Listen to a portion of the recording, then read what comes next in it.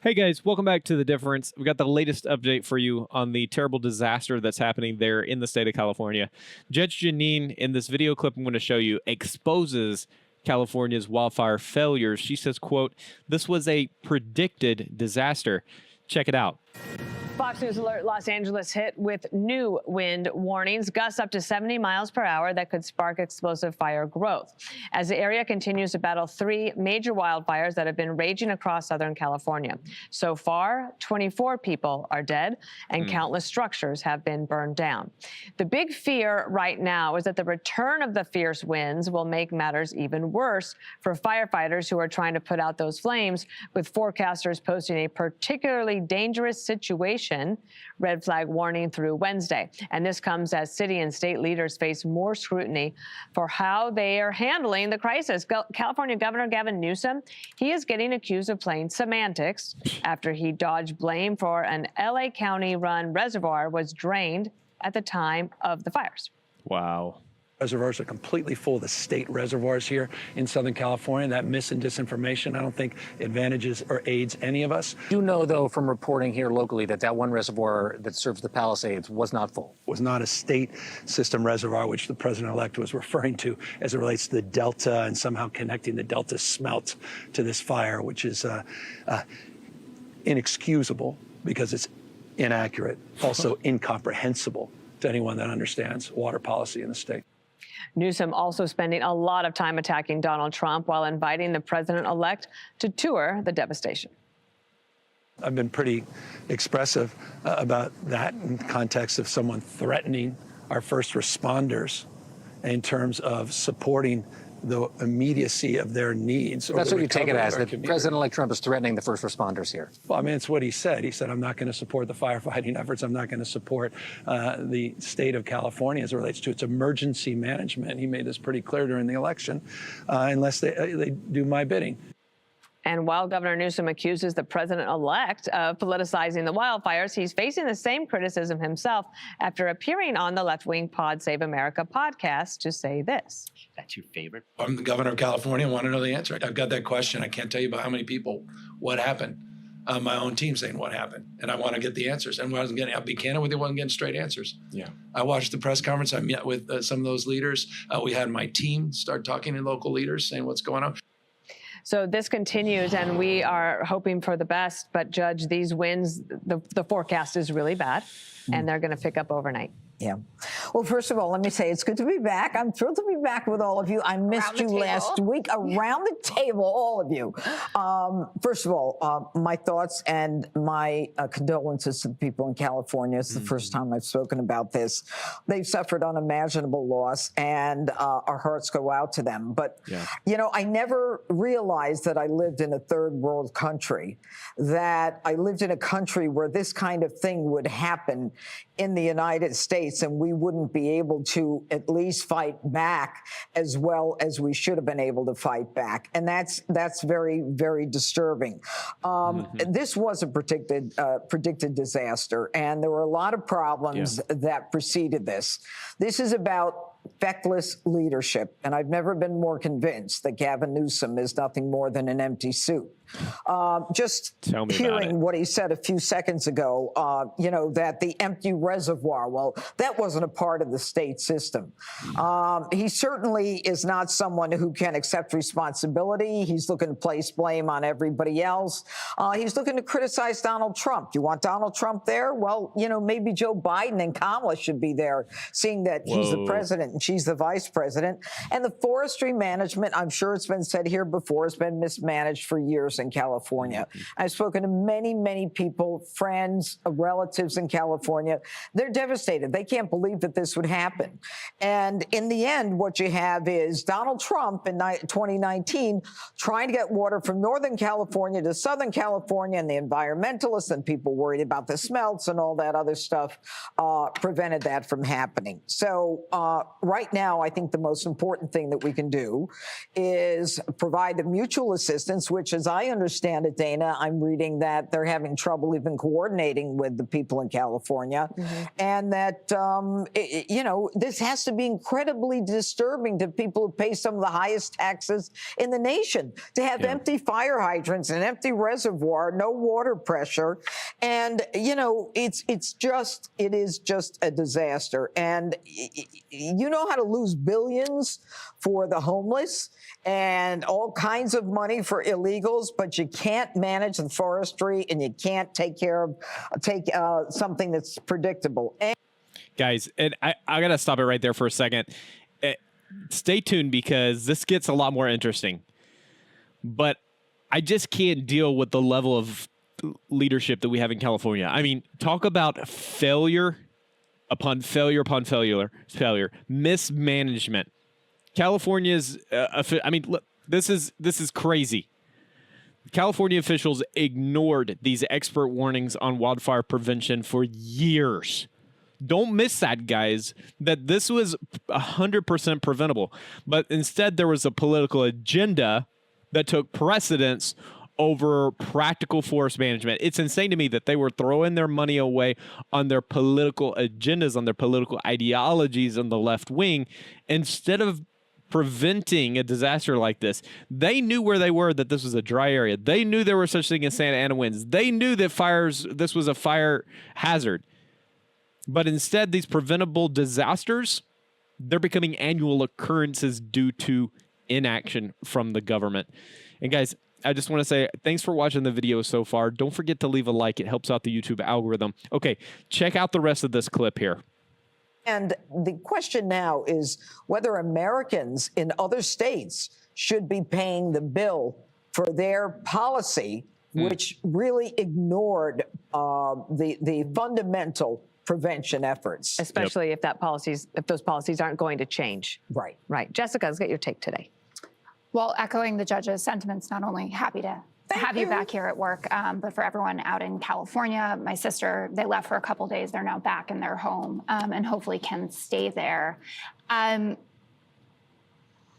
close to despondent over the tenor of the political discourse concerning something this egregious. I hate that it has turned to politics, that it has been politicized this way. I hate that Governor Newsom had to create a new landing page on his site to put out the real facts about what the budgets have looked like, doubling the size of the air fleet. Forest management budget increased 10 times. I understand it got a little wordy about the San Ynez Reservoir, but the truth is that reservoir was offline through February 2025, no matter what. This wasn't an unpreparedness thing. There was a tear in the cover that they had to repair. It's a normal maintenance thing. So yes, would it have been better if it had been filled? Sure, but that's not because of mismanagement. That's maintenance that has to happen. But the maintenance didn't happen in time. I mean, but it was always, but it's not behind schedule is the point. This isn't because they neglected it. There were also a number of time is of the essence in this contract. If they don't have that reservoir, that involved the Palisades. I totally understand. And so it's like saying we're not going to have cops where we know there's going to be a crime. Well, you don't know that there's going to be a crime. This fire was predicted 5 days out, not months out when it went offline. We've been hearing about fires in California for years. In positions of power, like the Orange County Fire Chief, the LA County Fire Chief, the head of FEMA, even Elon Musk, who went to a briefing and heard from a fire command, who have all said that this wasn't about a lack of preparedness, that this was because it was unprecedented. If you have 100 miles per hour winds, so much so that the choppers can't fly for 27 hours, which was a crucial element of this, that it was too windy to be able to do it, then you can't stand there and blame them like this. I mean, these quotes are crazy, saying, you know, firefighters have never seen these kinds of winds. The fires were, quote, unstoppable. Mother Nature owned us. And then you hear Speaker Johnson, who was just walking through the Capitol and it was being interviewed, talking about aid and disaster relief. And he said that he thinks it should be conditioned on California changing their ways. If Joe Biden, who, by the way, has signed every major disaster declaration right away, given everyone the capacity aid that they are asking for, that he even actually wanted to put more money into the FEMA budget, and the Republicans took it down several $1 billion. If he had said, you know what, Louisiana, I'm not so into your politics. You should do things differently. Or Georgia, or any other conservative state, or Florida. I mean, he has been so bipartisan in this. It is not the moment to say that this is going to be attached to something conditional about you doing this the way that I think you should do. Okay, let me get to Jesse, because the condition might be, hey, you have to allow the Forest Service to do the work and tell the environmentalists to pound sand while we do this. They're not saying you're not going to be allowed to have trans we're not going to give you the money unless you do. It's not like condition for something that doesn't make sense. It's like if you're asking federal taxpayers to help continue, and all of us want to help. And we not only will we help federally through our taxpayer dollars, but we will help also through our donations. You would have to say, like, can we at least make sure that there's more than one road in and out so that people can get out if there's an emergency? Yeah, and they were going to try to expand the road, but there was a very precious piece of lettuce that the environmentalists sued and then fined a utility for touching. Is this about fake smelt gate again, too? There's nothing fake about the smelt. Not I according to actually brought Gavin. the lawsuit in last week. Maybe you already forgot, Jessica.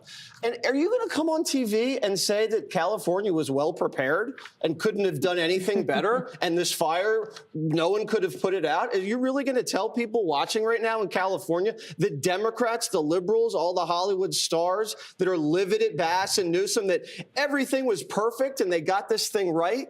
Jessica, this is such a disaster. Will probably be recalled, but I am going to come on and read what the head of FEMA had to say, or the LA County fire chief. Okay. You know Well, better than them? I know better than to listen to you talk about facts because I have them. And here's the budget, Jessica. California state budget, Department of Forestry Fire Protection. $3.3 billion last year. This year was 2.8. Look. Wow. Did y'all catch that right there? That statistic? That's insane, guys. And what that shows me is that the environmental policies, the head of lettuce, come on. Environmental policies are making things worse on the environment. Overregulation has limited controlled burns and necessary logging that has to happen, guys. These overgrown forests, they're creating a dangerous tinderbox environment. And other states, conservative states, they get it. This isn't something you should be arguing about. Managing a forest is good for the forest. Managing a forest is good for the environment. But instead, we've got these ideological policies that are prioritizing environmental symbolism. And that's exactly what it is. Environmental symbolism instead of safety. And it's symbolism because it's not really about the environment. It's about control. Because let me tell you, there's nothing good about watching an entire forest burn down. The species that are destroyed, the animals that are killed. And they say, well, it's a natural process. It's got to happen. You know, it's going to come back better. Not everything's going to come back better. Not those endangered pieces of lettuce that you're so worried about. They're not coming back better. They're dead. It's over. If they can't survive without a fire, you think they're going to be able to survive with a fire? No. Insanity. Hey, guys, you don't want to miss the rest of this clip, but thanks for leaving a like. It really does help out the channel. I appreciate all the support from everyone. Okay, y'all check this out, guys. Look at the LA budget. Last year, Is this the 17 million? last year, 837 million, then 819. I'm not very good at math, but I know that's a cut. No. Let me tell you something else. In the 1700s, Jessica, California averaged millions and millions of lost acreage due to wildfires. Then the Americans came in, brought a little civilization, and by the end of the last century, they only lost 250,000 acres to wildfires per year. And then the environmentalists and the wackos took over. And they're back to losing millions of acres in California. Crazy. These people have literally taken California back centuries, Jessica, with these stupid policies. Wow. And the thing about liberalism So bad. is that they say if you give the liberals all the power and all the money, they will create a utopia. They will create heaven on earth. Well, we've given the Democrats all the power in California. And look at it. It looks like hell. They think they can control the Earth's temperature. They can't even put out a fire in their own backyard. Look at these fact checks this guy's doing. Now, I don't care if he goes on a podcast, but look what he's saying. The fire started from a satanic ritual They had to fact check that. Why is he wasting time doing this? This is craziness, Jessica. You can't defend this guy. Let's see what Greg has to say. Hi. Hi, how are you? Go ahead, and you. I love your jacket. Why, thank you. I know you're lying. No, I like it. When you say somebody is politicizing something, that is the new disinformation. Yes. It's to discount whatever you say. First of all, it's not like Trump is like the only voice. Everyone is pissed off. Democrats are pissed off. It's not just Trump. What does this feel like to you? To me, it feels like when they sent the migrants to New York City or Martha's Vineyard. This is the doorstop effect, but it's not about the citizens, it's about the leadership. Suddenly, you realize that the progressive politicians you voted for do not address the disasters. Instead, they enable it. This is what we learned with sanctuary cities. If you're chasing metrics based on virtue signaling, you end up taking your eye off the ball. That's why New York, San Francisco, Seattle, Portland, and Los Angeles are all disaster zones in different ways. You could have had reservoirs filled. You could have had underground power lines. That was there for a while. Brush removal, more firemen. I would have loved to have more millions in the fire department. But no, you spent billions on homeless.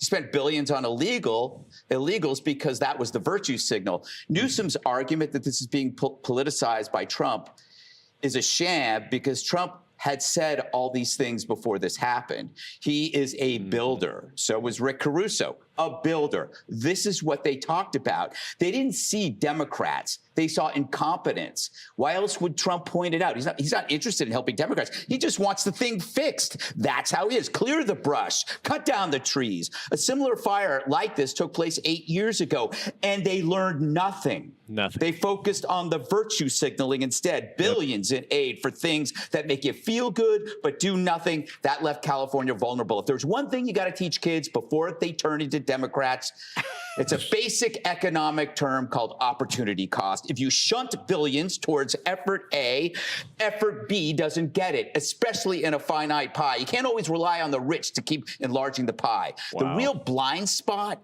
for Democrats with DEI, it's not that the fire chief isn't qualified. It's that the fire chief has to make that metric a priority, splitting your attention, taking your attention away from public safety to public virtue. The fire chief could actually hate DEI, but the demand is an institutional directive. The directive doesn't create profits in a company or results in a public company, which is fine if you're Coke or you're Pepsi. If you got billions of dollars, of course, DEI could be a little hobby. It's a PR hobby. You throw the money out there, you get good PR. Bud thought it was doing that. However, and I blame the companies, billion-dollar companies for this, you embrace DEI because you could afford to. They couldn't. A lot of companies, smaller companies and public entities, they don't sell Coke. They save lives. Yeah. So it wasn't a hobby for them. It ended up being a death sentence. And there's much more to come on it.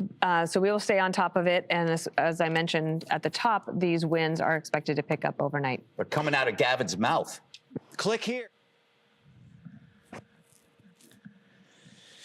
Man, guys, well, there's the latest update. And when you boil it all down, really what the issue is that the cost is going to go to the taxpayers. And it's going to go to the families that are suffering. Taxpayers are going to bear the burden of these costly recovery efforts. Families are going to lose their homes, businesses. They're going to lose stability because of poor planning. That's what it boils down to, guys. It was poor planning. They didn't prepare for this.